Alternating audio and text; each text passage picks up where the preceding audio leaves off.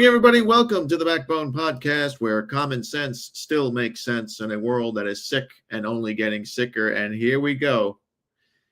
Here we go. The aftermath of the Shedeur circus, and the circus will continue. Shedeur Sanders yesterday with the Cleveland Browns defeated the Las Vegas Raiders. It's still hard for me to, all these city changes and all this other stuff. It's just bizarre, but they beat the Raiders yesterday, 24-10. Look, I'm not going to be one of these guys that's going to say, well, he only beat the Raiders. You play who is on your schedule. Did he play all that great? Meh. He threw for 209 yards. He threw a TD. He threw another pick. 87.3 QB rating. I mean, it was better than the 13 he put up last week. But his completion percentage is, it was 55% yesterday. It's still 41% for the season so far. He's thrown more picks than TDs. His quarterback rating is 52. That's not good at all. But he did the most important thing that a quarterback or a team has to do, and they got the win. And that's all you can say. But there are people, fans, people who aren't even fans of the Cleveland Browns, and a certain element of the media, the sports media, who are now anointing this guy as the next fucking Dan Marino. I mean, I was reading some quotes yesterday, some tweets yesterday, where people are saying he's the best quarterback in the league. Get his jacket ready, his gold jacket for Canton. He's going to take the Cleveland Browns where no quarterback has ever taken the Cleveland Browns. I mean, I guess these people haven't heard of Otto Graham. That he's going to be the alpha and omega of the NFL and for the coming years. And that's absolutely ridiculous.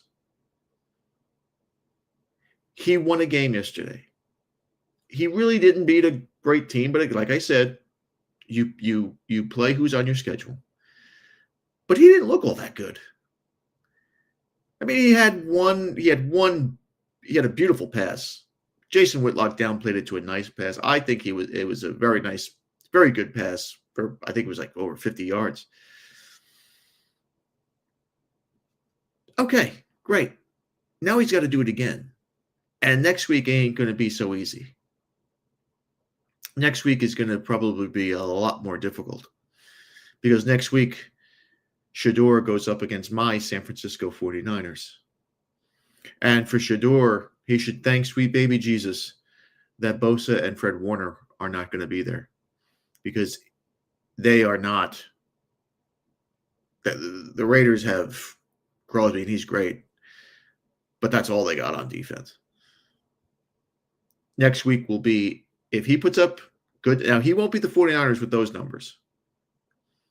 But if he plays well next week, it's going to be an absolute shit show on these sports channels because all of these dudes with a certain melanin infusion in their skin are just going berserk on this guy. And we're going to show you some clips. But first, I want to show you a clip of the press conference yesterday of Shedeur as he claps back. And look at his hoodie. There's already an image of him on the hoodie. They are going out of control. This is out of control. And the problem is that so much money has been put into this guy for marketing commercially that it's almost like he has to succeed.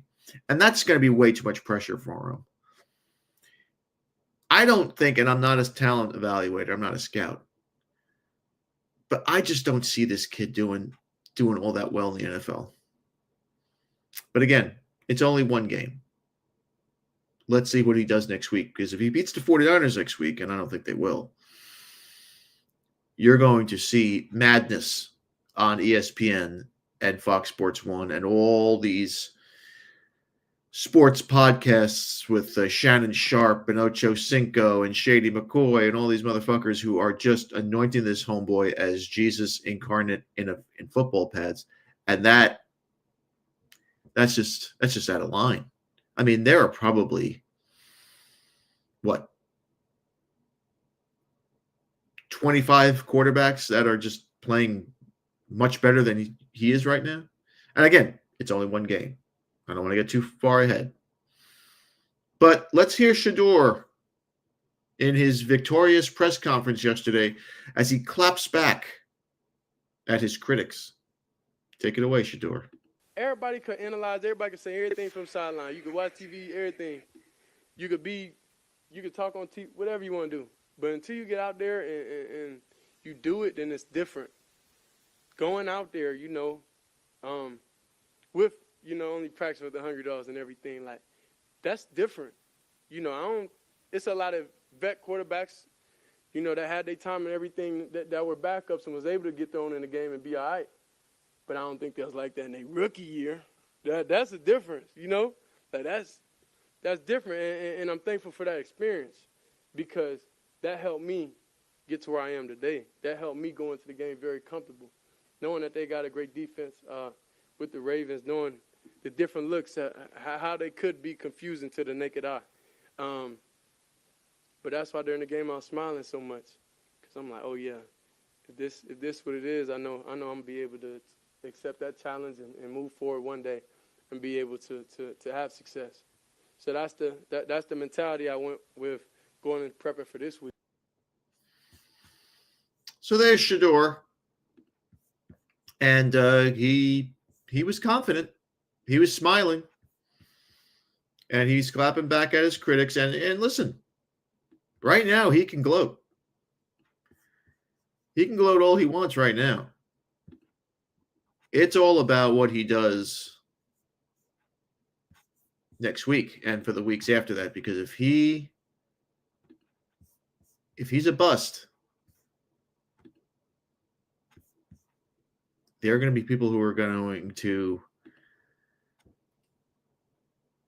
relish in the opportunity to tear this kid up. And I mean, the whole thing yesterday, I don't know if you saw the game, but the whole thing after the game where he does the thing with his arms or whatever, every time he gets intercepted or every time he gets sacked or every time he doesn't convert on a third or fourth down, these NFL players, these defensive guys are going to just mock him with that. And Eric Mangini, who should have been a great head coach in the NFL, he has concerns. And his concerns after the press conference are valid. Let's hear what Manginius has to say. Coach, Browns needed a win. They got to win. Were you a fan of the comments from the Browns' new starting quarterback? Why? That's how we got here, right? Isn't it? That's how we kind of ended up in the 5th round because of talking like that, because of presenting yourself like that, and I get it. You want to be confident, and that's fine. You should be confident, but you don't need to take it to this level. And it's one of those things where you had 11 completions, and the defense had 10 sacks. You were playing the Raiders, which just fired their offensive coordinator. Things are fairly dysfunctional with that group, and I get it. You had 1 week of practice. Baker Mayfield went to the Rams with less than 48 hours of practice and lit it up when he was there. So 1 week of practice, you were there for OTAs, you were there for training camp, you've been there all season, you've been in every single meeting, you were the backup quarterback, so you had 1 week of practice. How many weeks of practice do you need? So let's see now that you get more than 1 week of practice how dangerous you are. Baker woke up feeling dangerous and he got shipped out, and then he was with 2 more teams before he became dangerous again. So let's see. I think that there's some value in humbleness. Humbleness is not necessarily a negative trait in the NFL. Confidence is fantastic. It can be contagious, but there's some value also in being somewhat humble and appreciating the opportunities you have, as opposed to making everything adversarial with the current coaching staff. I don't disagree with what you said. I will give him a pass on the pregame because he was asked, "What are you hoping to do?" So he said, "I'm hoping to show them, the fans and myself, that." What was his direct quote? I'm what you've been waiting for. So that's fine. That's great. That's fine. If she's like, "What are you hoping to show them?" Now, if she said, "What are you about to do?" and I'm about to show everybody I'm the one they've been waiting for. That's a little different. So I'll give him a pass on that. The post game, I didn't like that. And what I would say to Shedeur is, when you talk this way, you better be great. People did not like Muhammad Ali. Black people, I'm serious. Black people did not like Muhammad Ali when he was Cassius Clay and before he was champion, and he's talking all this stuff, calling the rounds. They didn't like that. But once he proved, he backs it up, then everybody loved it. It became part of his lore. Deion Sanders, his dad, could talk it and walk it. If you can't walk it, then I don't think just fans or media won't like it. I think in your locker room, it won't go well with a lot of players. So that's the thing. When you talk, because I like Shedeur, but when you talk this way, you better be able to back it up. That's all I got to say. So I have long said I would prefer honest arrogance to false humility in my athletes. If you are. Who the fuck can listen to this guy? Who can take this dickhead seriously? Nick Wright or whatever the hell it is. This guy is the most vapid fruitcake I have ever seen. Look at him. He looks like a goddamn hippie. He's his black wife kicks his ass. You just know it. And Broussard was right. Mangini was also right. You can't. There's a level of humbleness that you must bring in, because now you're a target, bro. You better back it up. You want to talk shit? You better back it up, because you are now a target. Shedeur Sanders, and I hate to say this, he has a target on his back now. These fucking defenses, these teams are going to look to put him on his ass and embarrass him. And that first team, he's been named starter, is the San Francisco 49ers. If you don't think that team is going to be revved up, as if they need to be revved up, because they're 7th seed right now? They're on the cusp of not making the playoffs, which would be a disaster. They have to win next week. They have to win tonight. They're playing right now. But they definitely have to win that. They probably have to win out, but they definitely have to win next week. They are going to go after this guy like he just robbed their house. So Shedeur better be ready, because these teams now in December, a lot of these teams that they're going to be facing are looking at playoff spots, position spots, seeding. They're not fucking around in December. And he's going to see hellfire. I'm telling you, he's just going to see it. And look, he's going to be paid a lot of money. And he better be able to back it up. Now, here is the other side of the awful take of the divide that I believe is happening with the Shedeur Sanders case. And I don't believe I'm not going to blame Shedeur Sanders for it. I'm blaming these older guys, Chad Ochocinco and Shannon Sharpe. Shannon Sharpe's a Hall of Fame player, one of the great tight ends that I've ever seen. Kevin Stefanski, of course, has not press conference, but his post-game chat. And he calls out a lot of players who did a lot of good things. And he calls out his quarterback, but he doesn't do it with enough love, or at least not enough love for old Chad and Shannon. Here's Kevin Stefanski and the boys. How about Gage's big punt return on special teams? How about Corey, every single time you're out there pinning those guys doing your job? Great. Corey, how about that big play by Sam at the end? IB, huge play. Q, huge play. Harold making a big play, and then another rookie making his first start. Nice job, Shedeur. Well done.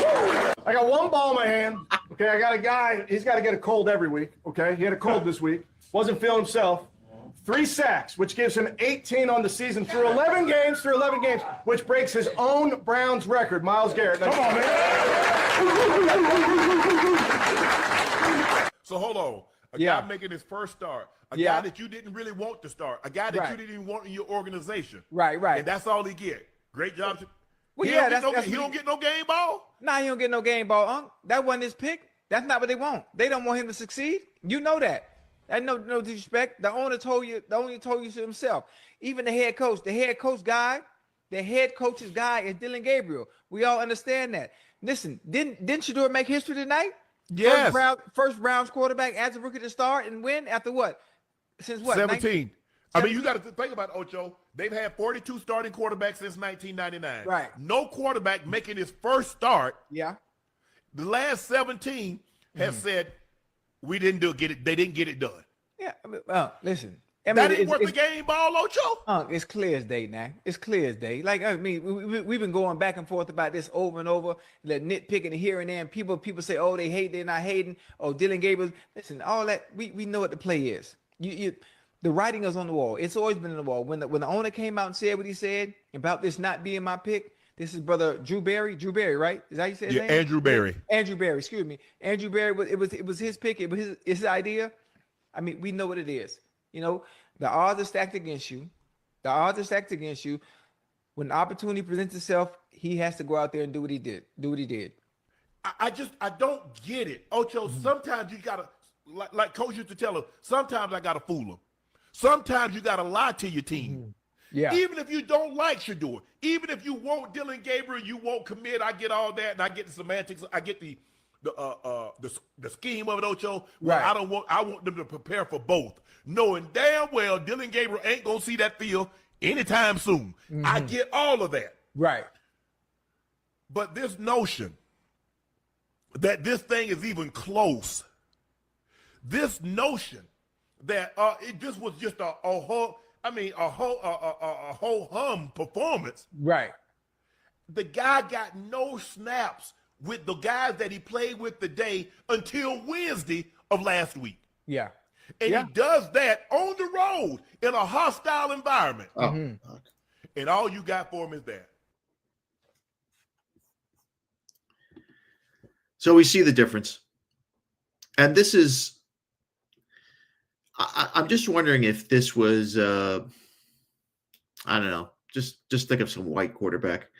If the coach said, this guy, if Shannon Sharp and Ocho Cinco would have the same reaction. Probably not. This is black ideology. This is racial ideology. This is where we're at now in media. When you have players, former players who just look at skin color and they root for skin color. They don't root for the guy that is the best for the job. Now, Sanders, of course, still has to prove himself. But if Sanders begins to falter and Dylan Gabriel is ready. Now, Dylan Gabriel sucks too. He can't play either. But if Dylan Gabriel is ready and available and Kevin Stefanski's trying to save his job and he puts Dylan Gabriel in, these guys are going to go fucking ape shit.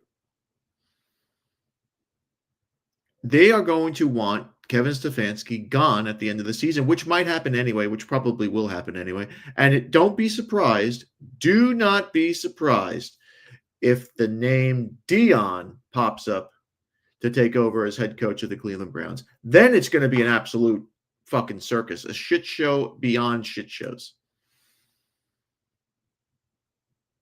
It's ideology that is driving this car right now. Not merit, not talent. It's, we want this quarterback in there. We want this coach out.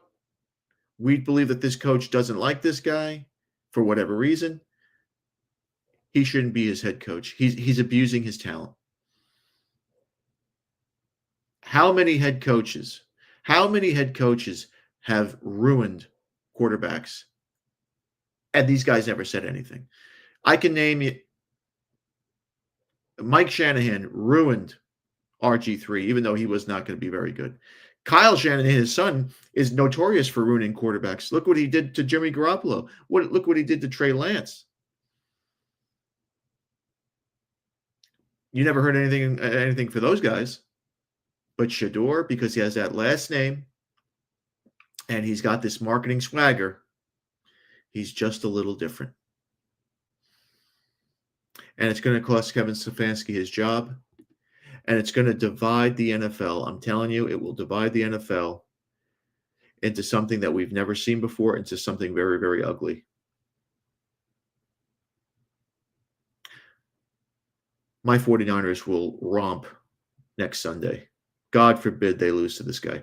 They will romp next Sunday. 35-17. I'll give them 7. I'll give the Browns 17 points. 35-17 Niners next week. They won't be able to stop them on offense. And Sanders will probably throw a couple more picks, which would be beneficial for the Niners. And there's my 2 cents. Thanks again for watching. Please like, subscribe, comment, and share. Be careful, my friends. Remember, Satan is always busy. Be a man. Have a backbone, because masculinity and common sense are worth standing up for. And remember, if it ends in an ism, it's a mental disorder. We'll see you later.